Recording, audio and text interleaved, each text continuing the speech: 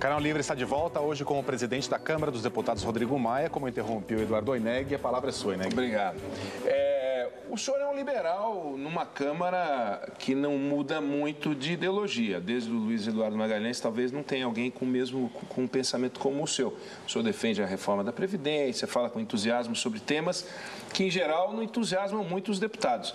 Como é que é ser um liberal nessa cadeira, que os antecessores não eram tanto assim, e tentando colocar uma agenda de debates estruturais? O senhor leva muita surra, não? Não. A gente aprovou a reforma trabalhista, votamos a terceirização, que estavam dizendo que ia precarizar os empregos. A Folha fez uma matéria umas 2, 3 semanas atrás, mostrando que a perda do valor do salário foi muito pequena, foi quase zero. Então, a gente teto de gastos? Teto de gastos, a gente faz o que a gente acredita. Eu acho que o Brasil cansou do político com discurso fácil. As pessoas ficaram vendo muito discurso e ao resultado que o Brasil, onde que o Brasil chegou. Onde é que o Rio de Janeiro chegou lá hoje, né, com a violência no Rio de Janeiro do jeito que está, o Estado quebrado, aposentado sem receber, servidor sem receber, a gente tendo que reorganizar através de uma lei federal as contas do Estado. Eu acho que o cidadão, eu estou convencido que a população brasileira cansou do oportunismo. Cansou de aprovar projeto para ser aplaudido no dia seguinte. O que adiantou aumentar o salário dos servidores no Rio 80%? O que adiantou? Não estão recebendo. O que adiantou a CLT esses anos todos proteger o trabalhador e ter 14 milhões de empregados? O presidente Michel Temer é super mal avaliado. Você acha que a população realmente está apoiando essas Eu acho que o presidente Michel Temer é outro problema. Porque não tem nada a ver com as reformas, né? A reforma trabalhista, em novembro a gente vai ver aqui o resultado. A Argentina já está discutindo reforma trabalhista, porque sabe o impacto que vai ter para as empresas na Argentina, porque a França está fazendo também. Então, nós conseguimos sair na frente. O senhor acha que em 2018 o presidente Michel Temer pode chegar como um grande apoiador de um nome a disputar, um cabo eleitoral forte, eu quero dizer, se a economia crescer? Olha, o presidente, eu acho que a avaliação dele hoje é muito ruim, tem 2 denúncias, não tem como não estar na situação que ele está.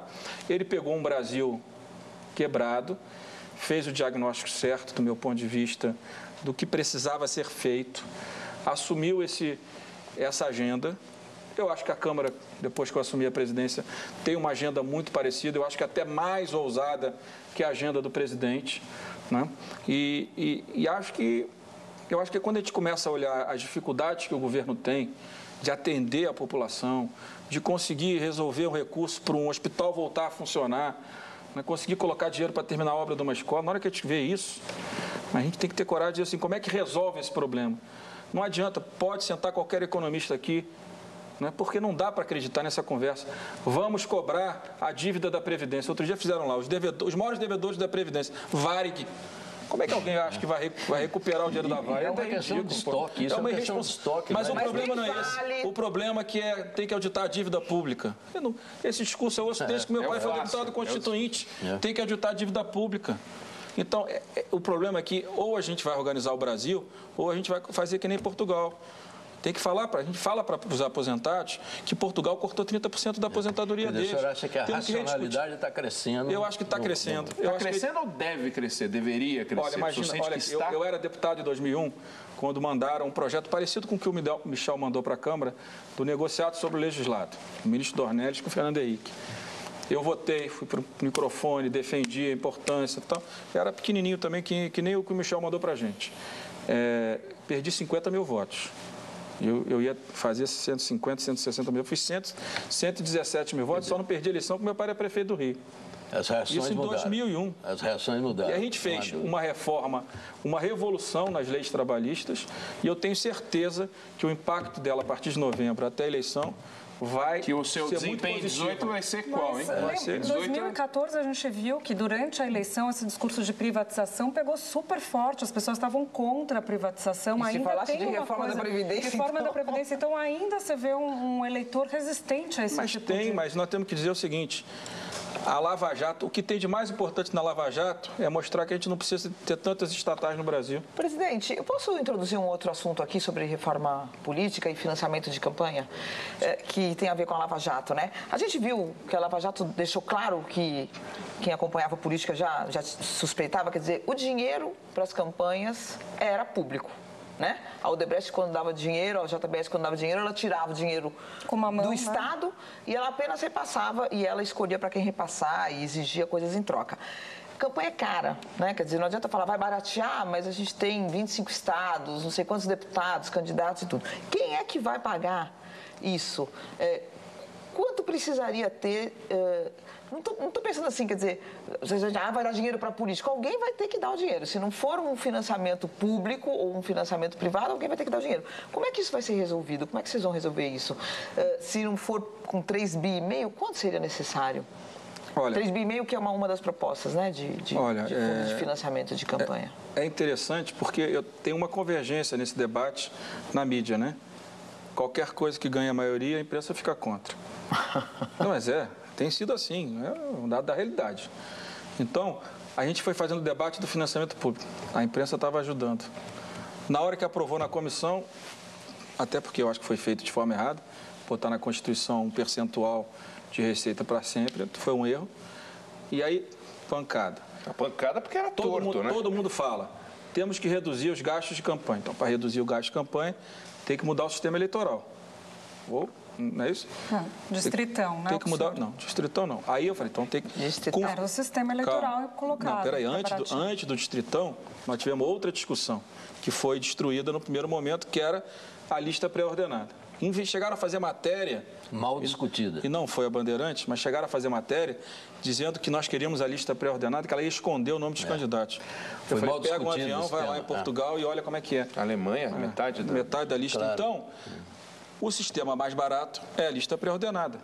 Você pode gostar, pode não gostar. E que fortalece os partidos, fortalece os partidos, fortalece as ideias.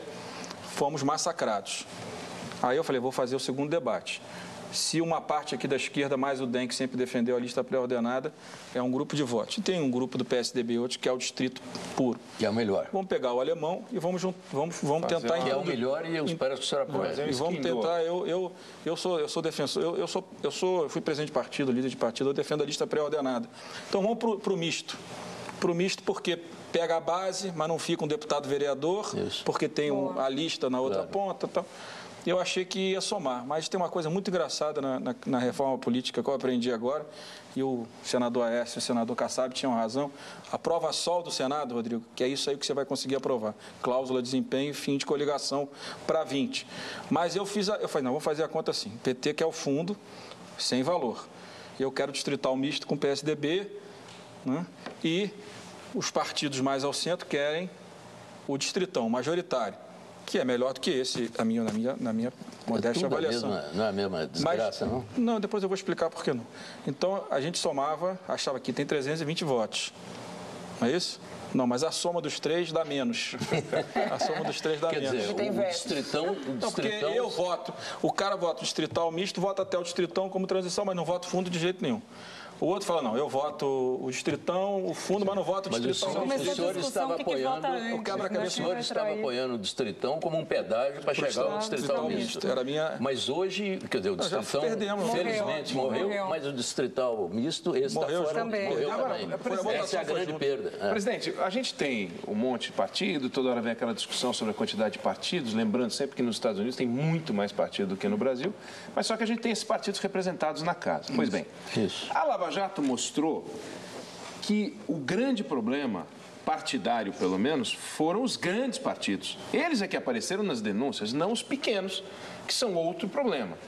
Como é que a gente vai conviver mostrando para a sociedade que o problema é a quantidade de partidos, quando na verdade aqueles 5, 6 partidos é que aprontaram na Lava Jato? Aí tem algumas teses, né? Alguns dizem que chegou o momento que para financiar uma campanha no Estado, o candidato majoritário do grande partido era obrigado a financiar a campanha de todo mundo. Então, ele era o responsável por coordenar a arrecadação e ele distribuía embaixo. Então, aparece ele, não aparece embaixo. É uma tese, eu não sei se é verdadeiro. Eu acho que o que aconteceu nos últimos anos foi uma escalada excessiva de gastos de campanha. Não é isso? Todo mundo, não digo graças a Deus, todo mundo começou a achar que o dinheiro resolvia a eleição. Né? Então, chegou uma vez que eu cheguei para uma pessoa, estou pensando em disputar uma eleição, quanto é que você tem para a campanha? Eu falei, posso arrecadar 2 milhões, 3, 4, esquece. Se você não tiver 50, nem começa a ser candidato majoritário. Então, tinha uma fixação de que o vencedor tinha que ter muito dinheiro. E nas eleições de 2010 para cá, isso começou a ser uma verdade, né? Chegou ao ponto que a gente viu quanto é que se gastou em publicidade na campanha da presidente Dilma. E se fosse o outro vitorioso, teria gasto parecido também. Não estou aqui querendo criticar a presidente Dilma. Então, essa escalada do gasto de campanha, né, ela foi uma coisa que se perdeu o controle. Um publicitário, ele trabalhava uma campanha e ficava 4 anos sem trabalhar. Mais ou menos isso que estava acontecendo. As gráficas também, chegavam na campanha, faziam 3 anos de lucro. Mas essa reforma nem aborda então, o que acontece? Isso, né? Não, mas o que a gente tinha feito? Nós, em 2015, aprovamos financiamento privado para ele continuar. E tínhamos feito a lei criando os limites. Um conglomerado pode doar no máximo 10 milhões. Né? O candidato não pode ter de um conglomerado mais que 5% a 10% do total de doações que recebe do setor privado. Tinha algumas restrições, mas esse debate também ficou contaminado. Né? Então, hoje, nós estamos no pior dos mundos. A sociedade não quer o financiamento público-privado de empresa, a sociedade não quer o financiamento público, que, mais uma vez, é aquele discurso. Eu defendo o privado, votei, relatei e aprovei. Então, a minha posição é essa. Mas, se esse aqui não vai, porque não tem voto, então vamos para o público. A sociedade não quer, porque aí começa aquele discurso. Vai tirar dinheiro da saúde, vai tirar dinheiro da educação. Mas já tirava, né, com financiamento privado. Claro, tira. Mas se tirar das emendas, se tirar esse dinheiro das emendas, aí sim. Aí vai tirar dinheiro mesmo da saúde, claro, da educação. E tal. A minha opinião é que nós não temos condições de encontrar receita para mais que 800 milhões nesse fundo para a próxima eleição. A minha opinião. De forma correta, vamos acabar com o programa semestral, com os comerciais semestrais, vamos pegar o próprio dinheiro do fundo partidário, que é para as fundações, no ano eleitoral, que 20% vai para a fundação, vamos, em vez de 20 no ano eleitoral, reduz para 5, para que aquele outro valor possa ser orçamento utilizado em eleição. Vamos criar mecanismo dentro daquilo que a gente tem hoje de gasto de campanha. Eu também acho que entrar em emenda... Né? Entrar em emenda, você está pegando dinheiro que vai para atividade, para a ponta, para o município, para o estado, está colocando algum dinheiro vai ter que ir para a política. Mas acho que também é bom, eu participei da campanha de 2016 não disputando. Foi bom.